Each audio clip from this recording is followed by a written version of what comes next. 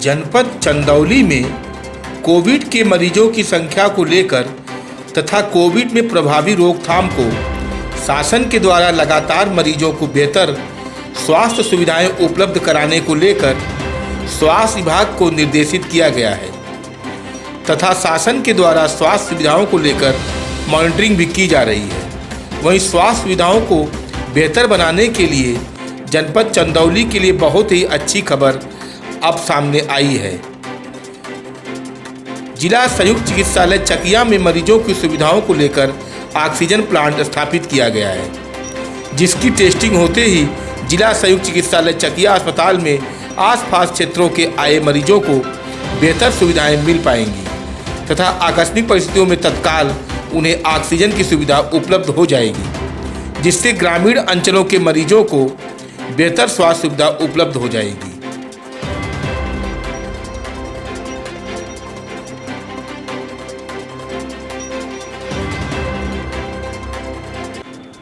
देखिए, हम जो है डॉक्टर अशोक कुमार CMS चकिया चंदौली से, और ऑक्सीजन से संबंधित हम कुछ बातें आपके सामने रखना चाह रहे हैं।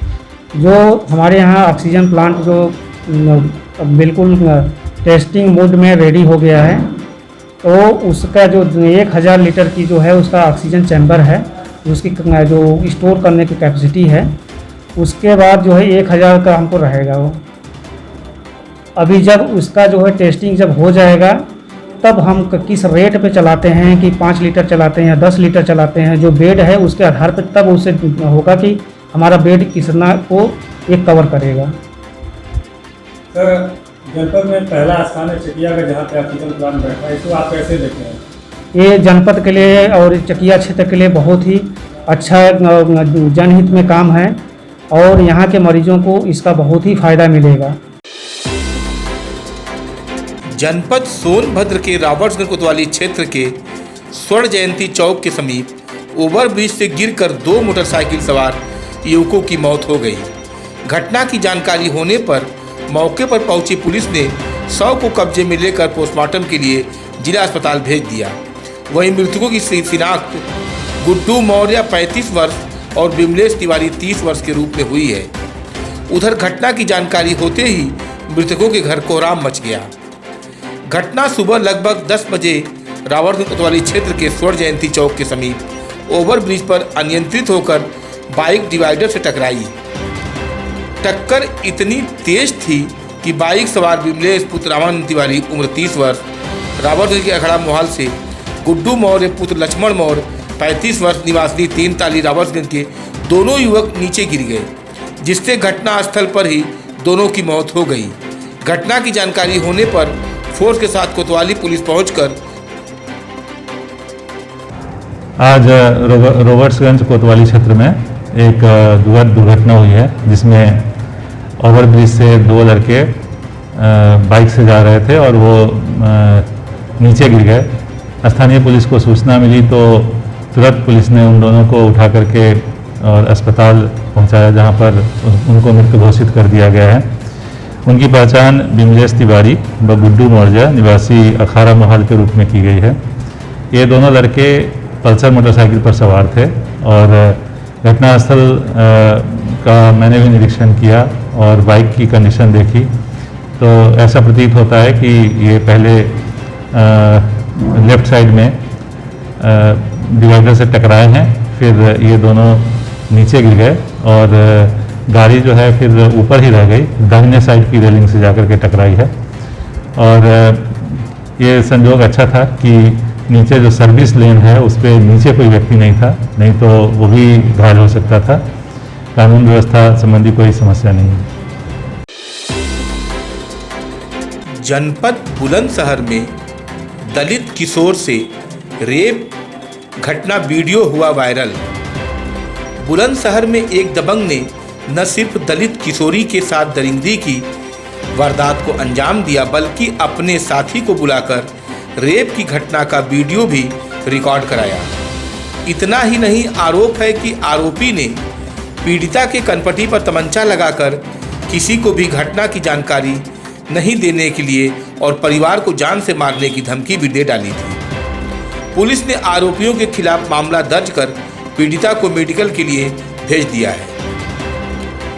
सिकंदराबाद कोतवाली क्षेत्र के गांव में एक दबंग ने न सिर्फ तमंचे के बल पर दलित किशोरी को अपनी हवस का शिकार बना डाला, बल्कि आरोपी ने अपने एक अन्य साथी को मौके पर बुलाकर घटना का वीडियो भी रिकॉर्ड कराया।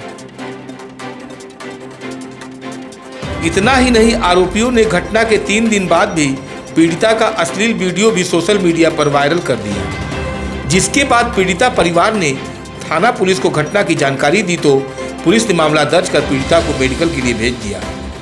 पीड़िता की माने तो आरोपी पीड़िता के घर से बाइक पर बिठाकर खेत से भिंडी और खीरा तोड़ने के लिए जा रही थी, मगर आरोपी पीड़िता को अपने खेत ले जाने की बजाय जंगल की ओर ले गया और वहां ले जाकर आरोपी ने पीड़िता से दरंगिरी की वारदात को अंजाम दिया, जबकि आरोपी ने कॉल करके अपने एक अन्य साथी को भी मौके पर बुलाकर घटना का वीडियो भी बनवाया। घटना के 3 दिन बाद आरोपी द्वारा घटना का वीडियो वायरल करने पर पीड़िता ने परिवार के साथ थाने पहुंचकर पुलिस से न्याय की गुहार लगाई है।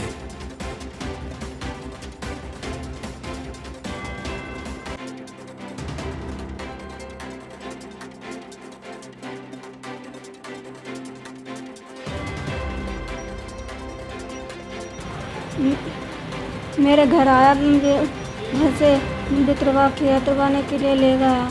मेरे घर बदतमीजी करी, बदतमीजी कर मेरे कान का बंदूक रखी, घर बताएगी तो घर वाले को मार दूंगा। कोई वीडियो भी बनाया था? वीडियो भी बनाया। अच्छा, वीडियो किसने बनाया था? दूसरे वाले ने। तो दूसरे भी लगना थाना सिकंदराबाद क्षेत्र में एक रेप की घटना की जानकारी प्राप्त हुई है, जिसमें थाने पर अभियोग पंजीकृत किया गया है। पीड़ित परिवार द्वारा ये बताया गया कि 14 तारीख को दोपहर के समय पे पीड़िता को भिंडी तोड़ने के नाम पे ले जाया गया और फिर खेतों पे ना ले जाके दूसरे स्थान पे ले जाके उसके साथ बलात्कार किया गया और एक दूसरे व्यक्ति के द्वारा उसका वीडियो बनाया गया। इस तहरीर पर अभियोग पंजीकृत किया गया और अभियुक्त की गिरफ्तारी का हम लोग प्रयास कर रहे हैं। पीड़िता का मेडिकल और आगे कार्रवाई की जा रही है। जनपद बिजनौर में चोरों ने दिया घर में घुसकर चोरी की घटना को अंजाम। लाखों रुपए की चोरी पर हाथ साफ कर हुए हैं चोर फरार। घर में रखे सभी सोने चांदी के आभूषण व नकदी लेकर फरार। घटना से गरीब पीड़ित परिवार का रो रो कर हुआ बुरा हाल। पुलिस मामले की जांच में पड़ताल में जुटी है। थाना कोतवाली शहर के चांदपुर की चुंगी सिद्धनी रोड का है मामला। क्या नाम है आपका? अच्छा, कहाँ पे रहती हैं आप? काजीपाड़ा। अच्छा, यहाँ कहाँ पर? यहाँ शेडल रोड पे। क्या मामला है पूरा? क्या हुआ आपके घर में? हमारे घर में ये हुआ है, आप कहाँ घर क्या पे? नाम, ये सब तो हमारे घर पे थे। हमारी सास की तबीयत खराब थी जी, तो इन्हें रोक लिया था हमने।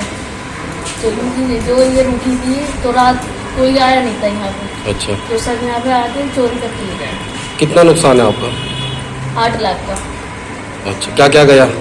3 सोने के सेट गए जी, 4 सोने के कंगन जी, 8 सोने की अंगूठी जी, सोने के 2 जोड़ी कुंदे, अच्छा, 4 सोने के चांदी के सेट, जी, 2 जोड़ी पायल, 4 जोड़ी पिछुए। अच्छा, लगभग आपको 8 लाख का नुकसान हुआ। जनपद बुलंदशहर में इलेक्ट्रिक पार्ट्स बनाने वाली फैक्ट्री में चौकीदार की हुई हत्या। 70 वर्षीय चौकीदार की हत्या। मृतक चौकीदार के सिर में धारदार हथियार से मारने के चोट के हैं निशान। सीसीटीवी की डीवीआर में साथ ले गए अज्ञात बदमाश। लगभग 70,000 के इलेक्ट्रिक पार्ट्स ले गए अज्ञात बदमाश। फैक्ट्री मालिक ने बताया इससे पूर्व भी हो चुकी है चोरी। पुलिस मौके पर पहुंचकर कर रही है जांच। नगर कोतवाली क्षेत्र के चौकी क्षेत्र का है मामला।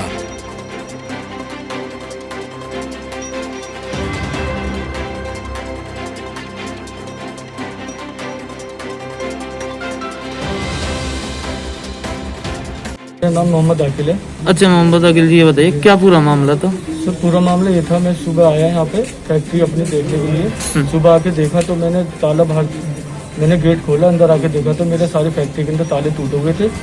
और जब मैंने जो है चौकीदार है वो चरपाई पे सोया हुआ था, मैंने देखा क्या प्रॉब्लम है, देखा तो सारे तारे टूटे हुए और सामान सारा इधर उधर हो रहा था।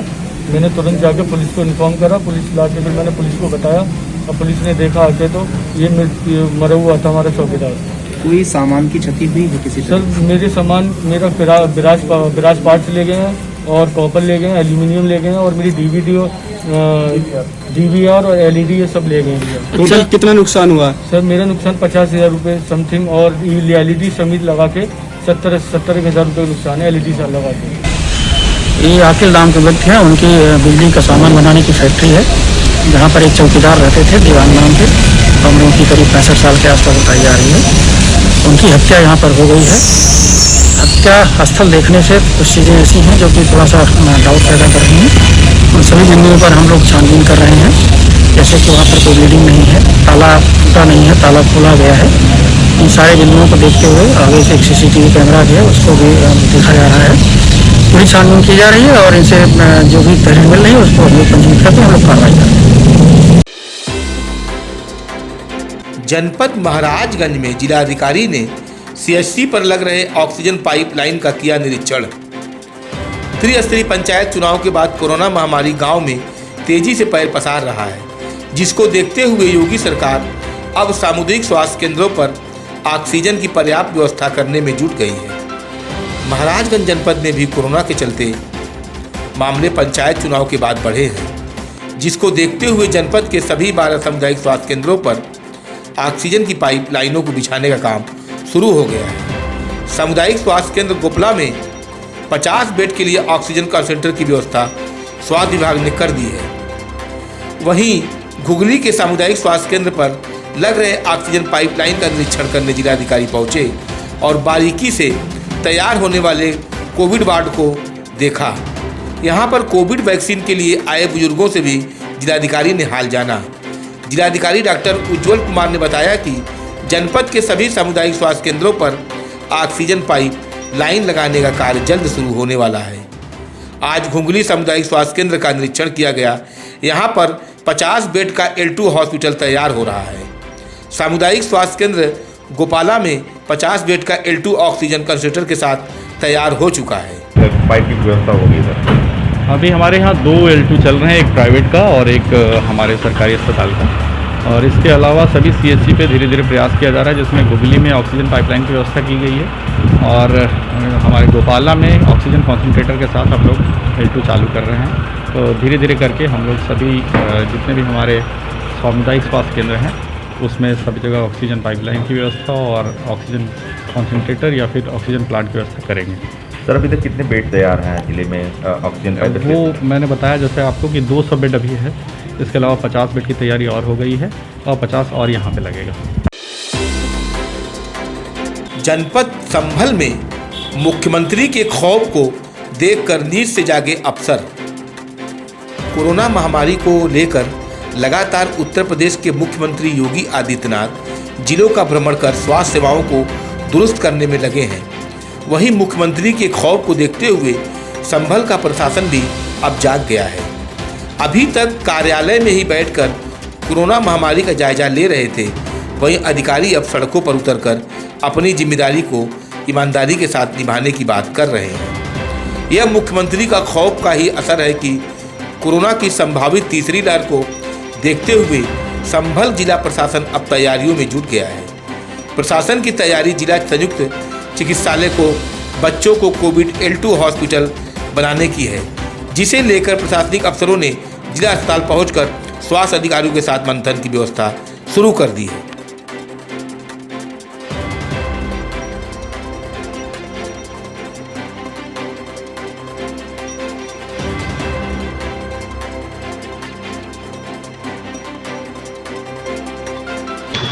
हम लोगों ने जिला संयुक्त चिकित्सालय का निरीक्षण किया है।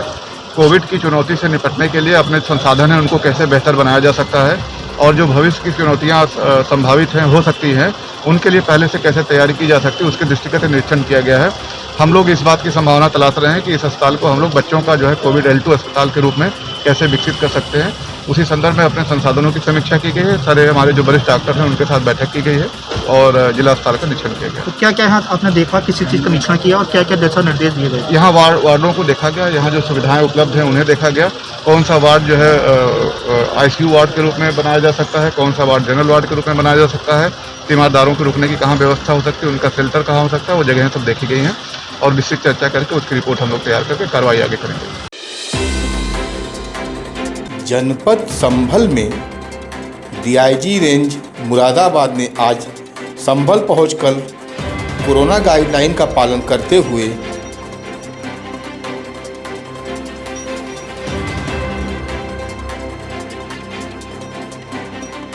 नवनिर्मित पुलिस चौकी का उद्घाटन किया। दोपहर को जनपद संभल के राजपुरा थाना गांव में नवनिर्मित पुलिस चौकी का उद्घाटन करने पहुंचे DIG Moradabad range slub Mathur को सबसे पहले गार्ड ऑफ ऑनर ने सलामी दी। इसके बाद DIG ने नवनिर्मित चौकी का फीता काटकर उद्घाटन किया। कोरोना गाइडलाइन का पालन करते हुए DIG ने जन सहयोग से बनाई गई चौकी का उद्घाटन किया। इस दौरान DIG सलब माथुर ने कहा कि जन सहयोग से बनाई गई चौकी से आम जनता को काफ़ी फायदा मिलेगा। इसके बाद DIG सीधे संभल सदर कोतवाली क्षेत्र में बने हॉटस्पॉट एरिया में पहुंचे और लोगों से कोरोना गाइडलाइन का पालन करने तथा बेवजह घर से नहीं निकलने की अपील की। इसके अलावा आवश्यक कार्य से ही बाहर निकलने एवं मास्क का प्रयोग करने तथा सामाजिक दूरी का पालन करने की अपील की। थाना राजपुरा पड़ता है जनपद संभल के अंदर। यहाँ पर जो चौकी आपने बताया इसका उद्घाटन किया गया। पूर्व में चौकी दूसरी जगह स्थापित थी और ये पुलिस की लैंड थी। पुलिस के लैंड के बाद यहाँ पर यहाँ के स्थानीय जन सहयोग के अंदर बहुत बड़ा योगदान रहा। इसकी वजह से यहाँ पर एक चौकी का इस पुलिस के अंदर एक अच्छे पुलिस के अंदर स्थापना की गई है और साथ ही साथ यहाँ चौकी इंचार्ज के साथ साथ यहाँ पे महिला पुलिस शौचालय की व्यवस्था इत्यादि जो है छोटा सा यहाँ पर और तैयार किया गया है और इसके लिए मैं यहाँ के स्थानीय जो जनता के लोग हैं उनको धन्यवाद भी ज्ञापित करता हूँ। और ये चौकी बहुत ही इम्पोर्टेंट भी है। साथ ही साथ जो मेन थाना है उससे लगभग 15 किलोमीटर के डिस्टेंस पे ये पड़ती है। बुलंदशहर के रूट के ऊपर ये चौकी है और यहाँ से बुलंदशहर के रूट के ऊपर काफ़ी मूवमेंट रहता है। साथ ही साथ ये जो नगर पंचायत है यहाँ की भी आबादी काफ़ी ज़्यादा है, 20-25,000 की आबादी है। चौकी की स्थापना से निश्चित रूप से जो पुलिस की कार्यकुशलता है, अपराध नियंत्रण, कानून व्यवस्था और विजिबिलिटी के अंदर काफ़ी प्रभाव बेहतर रूप से पड़ेगा। जनपद संभल में कोरोना की दूसरी लहर में किसानों, पुलिस और आशा बहुओं के लिए शुगर मिल्स आगे आकर काम कर रही हैं। इस महामारी में मिल्स किसानों और क्षेत्र की जनता के साथ हमेशा खड़ी रहेगी। यूपी के जनपद संभल की सदर तहसील संभल के गांव असमोली में धामपुर शुगर मिल स्थापित है। कोरोना की पहली लहर में मिल्स द्वारा सैनिटाइज का प्लांट लगाकर किसानों, क्षेत्र की जनता के साथ प्रदेश के साथ खड़ी हुई और पहली वेव में कमी आने के बाद प्लांट बंद किया गया, लेकिन दूसरी लहर के शुरू होते ही प्लांट को दोबारा शुरू किया गया और किसानों, क्षेत्र की जनता, पुलिस, सरकारी कार्यालयों और आशा बहुओं को निःशुल्क सैनिटाइजर वितरण किया गया। साहब, असमौली चीनी मिल सदैव अपने क्षेत्र के विकास के लिए वहाँ कोई भी परेशानी आती है तो उसमें बढ़ चढ़कर भाग लेने के लिए सदैव तत्पर रहती है। आज का जो समय है कोविड का, उस पर बड़ी परेशानी के दौर से पूरा देश गुजर रहा है और साथ साथ यही परेशानी हमारे क्षेत्र में भी बुरी तरह से फैली हुई है।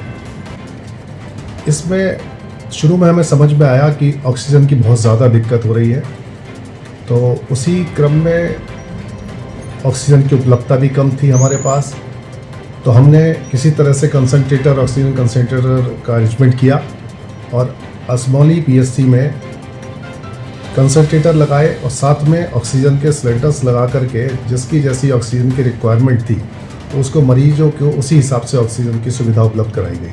शुरू में इसका फ़ायदा काफ़ी लोगों ने उठाया और बाकी काफ़ी लोग आ रहे थे, निरंतर कंसंट्रेटर चल रहे थे। धीरे धीरे अब इसमें पेशेंट आने कम हो रहे हैं और लोगों की परेशानियां दूर हो रही हैं। क्षेत्र की जनता को सैनिटाइज का वितरण किया गया, हाँ, दिए गए, ऑक्सीमीटर भी दिए गए। हाँ, ऑक्सीमीटर। तभी हमें समझ में आया कि मोस्टली जो आदमी ऑक्सीजन लेने के लिए आ रहे थे, काफ़ी लोगों की ऑक्सीजन लेवल कम चला जाता था, किसी का 60 और 70 की रेंज में भी आ जाता था जब वो आते थे। तो ये समझ में आया कि ऑक्सीजन को नापने के लिए उनके पास कोई ऐसा इक्विपमेंट नहीं है, जिसकी वजह से वो परेशानियाँ पड़ जाते हैं और ऑक्सीजन लेवल कम आ जाता है। तभी हमने निर्णय लिया कि हमने ऑक्सीमीटर उपलब्ध कराए जाएँ गांव-गांव में। उसी क्रम में हमने यहाँ आशा वर्कर्स हैं हमारे पीएचसी में, यहाँ स्वास्थ्य सेवाओं से जुड़ी हुई हैं, आंगनबाड़ी की कार्यकर्ता हैं, उन्हीं को हमने सबको ऑक्सीमीटर या असमौली ब्लॉक में उपलब्ध कराए हैं। 260 या 265 कार्यकर्ता हैं, उनमें से काफ़ी को वितरित हो गया है और बाकी को वितरण आज भी हुआ है। कल हमारा ये कार्यक्रम पूरा हो जाएगा। इसके साथ गांव को सैनिटाइजेशन कराने के लिए हम लोगों ने स्प्रे मशीन्स बड़ी वाली कुछ हायर कर रखी हैं, कुछ हमारे पास अपनी भी हैं। तो हम अपने 3 ट्रैक्टरों के माध्यम से लगातार गांव-गांव में इसका स्प्रे करा रहे हैं। मेरे ख्याल से 100 के आसपास गांव हमारे कवर हो चुके हैं और निरंतर इसकी डिमांड हमारे ऊपर बढ़ी हुई है और ये सैनिटाइजेशन का काम लगातार चल रहा है।